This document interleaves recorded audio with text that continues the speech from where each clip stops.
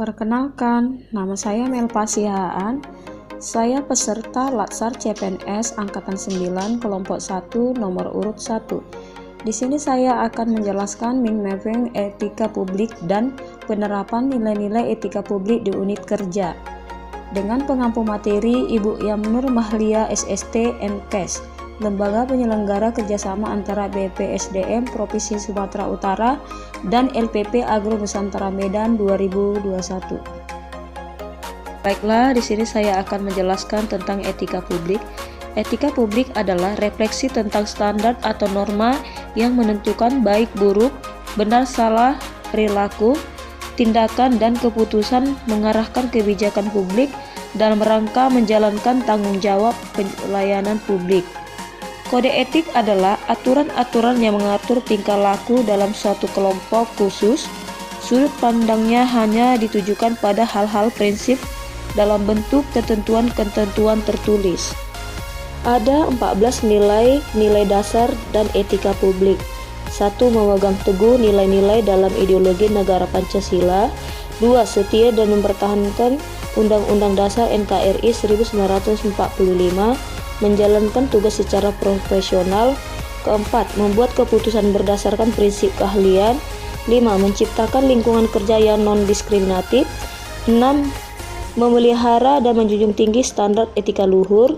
7. Mempertanggungjawabkan tindakannya. 8. Memiliki kemampuan dalam melakukan kebijakan. 9. Memberikan layanan kepada publik secara jujur. 10. Mengutamakan kepemimpinan berkualitas tinggi. 11. Menghargai komunikasi. 12. Mengutamakan pencapaian hasil dan mendorong kinerja pegawai. 13. Mendorong kesetaraan dalam pekerjaan. Serta yang terakhir 14. Meningkatkan aktivitas sistem pemerintahan yang demokrasi. Ada 12 kode etik dan kode perilaku. Yang pertama, melaksanakan tugas dengan jujur. 2. Melaksanakan tugasnya dengan cermat dan disiplin. 3. Melayani dengan sikap hormat. 4. Melaksanakan tugasnya sesuai dengan peraturan perundangan yang berlaku. 5. Melaksanakan tugas sesuai dengan perintah atasan. 6. Menjaga kerahasiaan yang menyangkut kebijakan negara. 7. Menggunakan kekayaan dan barang milik negara secara bertanggung jawab. 8. Menjaga agar tidak terjadinya konflik kepentingan dalam melaksanakan tugasnya. 9. Memberikan informasi secara benar. 10. Tidak menyalahgunakan informasi intern negara. 11. Memegang teguh nilai dasar ASN dan selalu menjaga reputasi dan integritas ASN. Serta yang terakhir yaitu 12. Melaksanakan ketentuan peraturan perundang-undangan mengenai disiplin pegawai ASN. Definisi dan lingkup etika publik. Etika publik merupakan refleksi tentang standar atau norma yang menentukan baik buruk, benar salah perilaku, tindakan, dan keputusan untuk mengarahkan kebijakan publik dalam rangka menjalankan tanggung jawab pelayanan publik. Ada 3 fokus utama dalam pelayanan publik, yaitu 1. Pelayanan publik yang berkualitas dan relevan. 2. Sisi dimensi reflektif, di mana etika publik berfungsi sebagai bantuan dalam menimbang pilihan, sarana kebijakan publik, dan alat evaluasi. 3. Modalitas etika, menjembatani antara norma moral dan tindakan faktual. Dimensi etika publik. Pada prinsipnya ada 3 dimensi etika publik. 1. Dimensi kualitas pelayanan publik.